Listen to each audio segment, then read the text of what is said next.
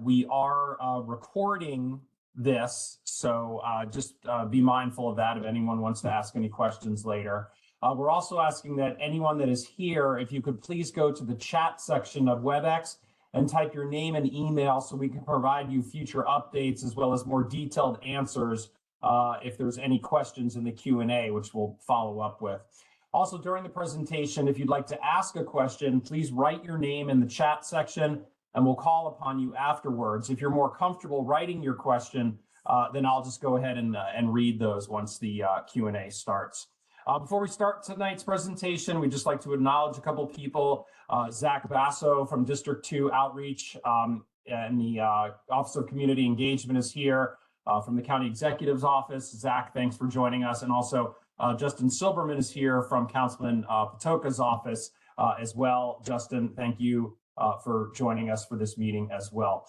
Tonight's presentation is going to be given by Matt Leone, Division Chief, Construction Contracts Administration. Assisting will be Kenny Green, Program Manager, Construction Contracts Administration, and Jason Sims, the Chief Inspector, Construction Contracts Administration. So without further ado, I will hand the presentation off to Matt. Sure, thanks, Lowell. I will start up our presentation here. So thanks everyone for joining. Again, my name is Matt Leone, Chief of Construction Contracts Administration for Baltimore County DPWT. We're here tonight to talk about the 42-inch discharge water main from Pikesville Pumping Station number 2. With me tonight, I have Kenny Green, our Program Manager for Construction Contracts, and Jason Sims, our Chief Inspector for the area for Construction Contracts. Jason will be overseeing our Field Inspector, Marilyn, who will be out there day to day for this project. So you'll see Jason more often than you'll see me or Kenny, but you still will likely see me or Kenny out there at times. A brief background on this project.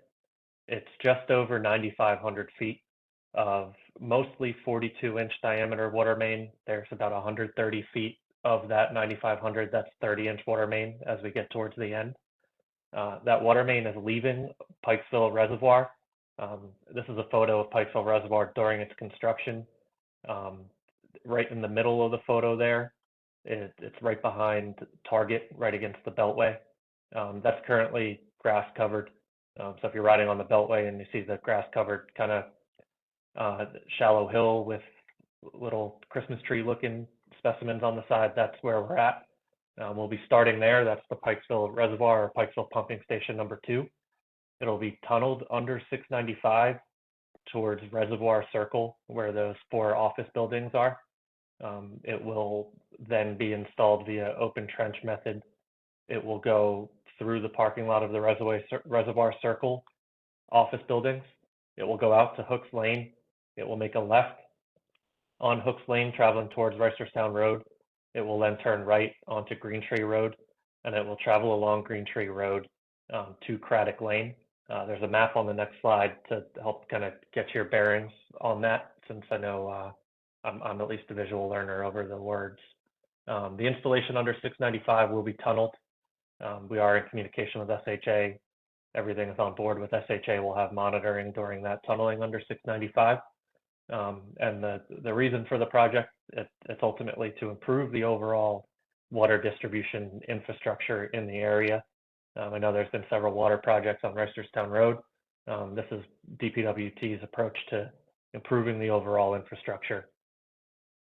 So as I alluded to, here's a map. So you'll see we're tunneling under the Beltway, and we'll turn left on Hooks, and it will really meander and follow Green Tree Lane all the way over to Craddock. All of that installation will be open cut. The only portion that is tunneled will be under 695. The rest will be typical cut and cover open trenching, like you may have seen around the county with all the work that we do. The work along Green Tree Lane will primarily be performed during the daytime hours. There will be traffic control that is provided during that work. The intersection of Hooks and Green Tree Lane, we do understand that's a busier intersection. That will likely be performed at night. Any work that is done will have traffic control provided. The road will never be entirely closed. It may be flagged with one lane closed, but all traffic control that's on site is certified and they're qualified to do that work. During off hours when shifts end, you may see steel plates in areas where they weren't able to backfill a trench, or they just need to keep it open to keep production going. But when crews do leave, the trench won't stay open overnight when they're working during the day. It will be at a minimum plated, so travel can be reopened to both lanes when the shift is over. We don't expect many water interruptions during this installation. There may be brief water interruptions that are encountered when we go to tie into the existing system. Those interruptions will not be a surprise. Any planned interruptions, you'll get 72 hours of notice. You'll get door hangers, you'll get communication from likely our contractor, and also the city of Baltimore. And we will do that in coordination with the city of Baltimore. And again, it won't be a surprise. If there are any surprise interruptions, water main breaks do happen. That's tough to avoid, especially in the colder months. So if your water is shut off without notice, please understand that this is an emergency situation. If we could avoid it, we would. But anything that we're able to plan, you will be receiving advance notice. And we do try to plan those service interruptions at night, so that they don't disrupt your daily activities, or if there's a lot of businesses in the areas, we don't disrupt business activities either. The timeline of this work, we do expect it to start soon. The first bit of work that is done will be tunneling under 695. So a majority of the workers, the action will be either in the parking lot of the Reservoir Circle office building or within the Pikesville Pump Station #2 property. So you may not see construction equipment along Hooks Lane and Greentree Lane in the more visible areas right away, but we do expect to start in the next couple weeks. We do expect a complete construction duration of about 2 years. So we would expect to be done late 2025. And after we're done, especially with the work on Hooks Lane and Greentree Lane, roads will be repaired. You will see temporary paving along those roads while we're doing our work. Once all of the pipeline is in, we will come in and do a more permanent fix. So we do appreciate your patience with the temporary paving. If there are issues that become safety issues, we will be on the contractor to fix them. But please do understand, paving that you see go down right away is temporary in nature. So a quick summary, it's a quick presentation today. It's a new discharge main from Pikesville Reservoir. We will be doing the work primarily during the daytime. You will see plates likely at night. We do try to do our best at putting down temporary paving at the end of each shift, but construction can be unpredictable, so we do want to at least prepare you for that. Roads will be repaired after completion. There will be temporary pavement placed, but that will be repaired after completion of the project, and we expect that project to be done in 2 years. With that, I will thank you all for attending. I also did mean to start off by anyone who did attend the first iteration that we tried at this. There was a scheduling misunderstanding. I do apologize for anyone that was inconvenienced by that. And we appreciate you coming tonight to listen to our presentation. All right, I'll take a look here. If anyone has any questions, if you want to either raise your hand or write something in the chat, I can put that up. I'm so far not seeing any questions yet. Oh, we have one here. Hold on. Sheila sorry. Let me put this here. Let's see. Sheila Lewis, I have your microphone on if you'd like to ask your question. Yes, thank you very much. Is this being done in anticipation of future development in the area, or is it just to bring us up to current standards of operation? It's to improve the current operation. It's to provide redundancy. We like redundancy in our water system. We don't want one water main break to shut out entire areas of the county. So it allows for a redundant system that if there is a water main break, we can limit the disruptions that are experienced in the area.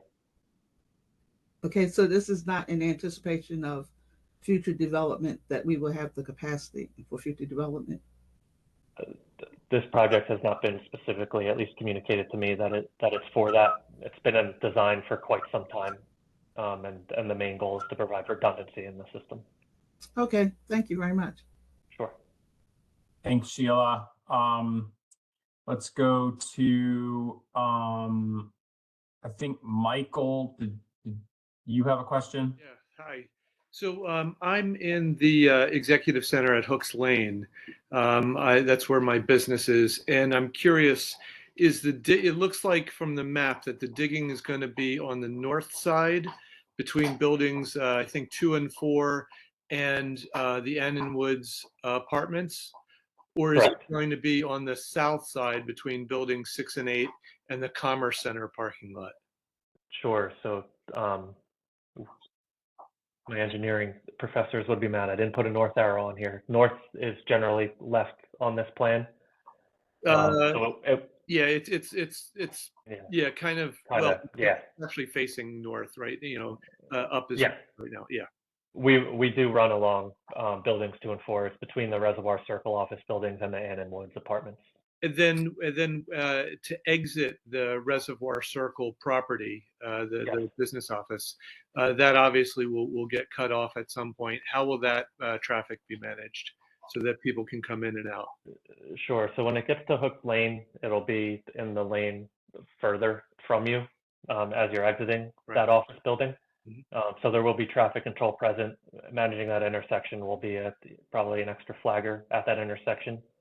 But it won't be completely blocked off. You'll be able to get in and out of there.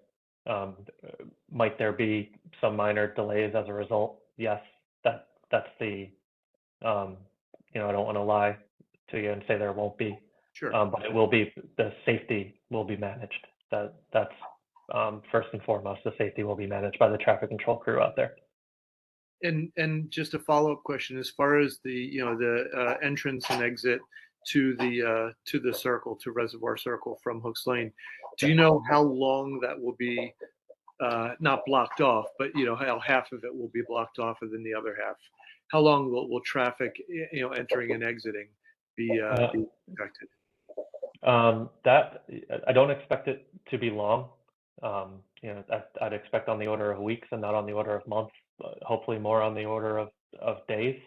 But there's a lot to be learned when you do put shovels in the ground, and construction can be unpredictable.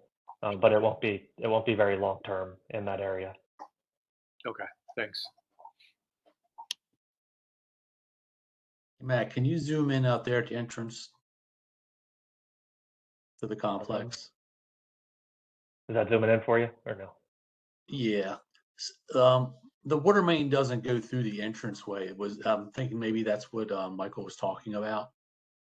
Yeah, it's in this further lane, and Michael, we do understand the impact to those offices is pretty significant relative to some of the other businesses in the area. Right. We did meet with the property manager out there today and walk the site. Yep. So we are cognizant of that, and we talked them through it, and we're not going directly through the entrance. So the entrance itself won't be blocked off. It just might take you a little longer to get in and out of there. Got it. All right, thanks. No problem.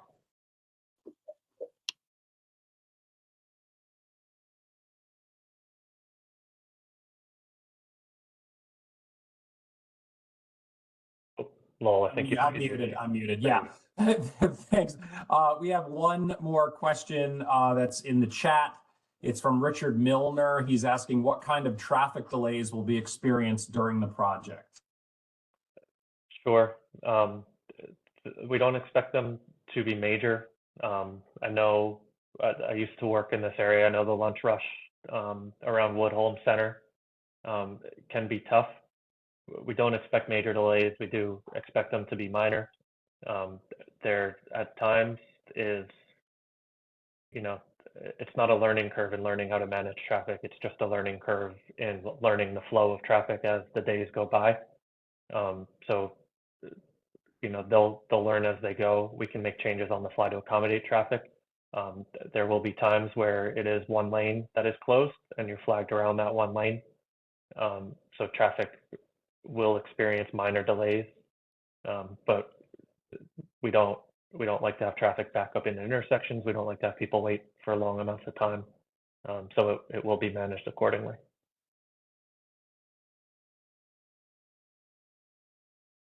I think Richard had a Question, when you say, follow-up when you say question. major Yeah.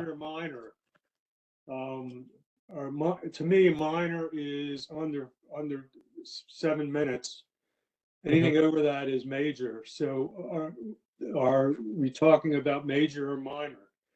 You know, I mean, could you define a little bit more when you say minor? Because I live right in Green Tree, and Green Tree Road and Hooks Lane are our main thoroughfares in and out of our development. Sure, that 7-minute mark is probably pretty long for them to hold a flagging operation. Under normal circumstances, on that definition of 7 minutes, I do very well expect it to be minor.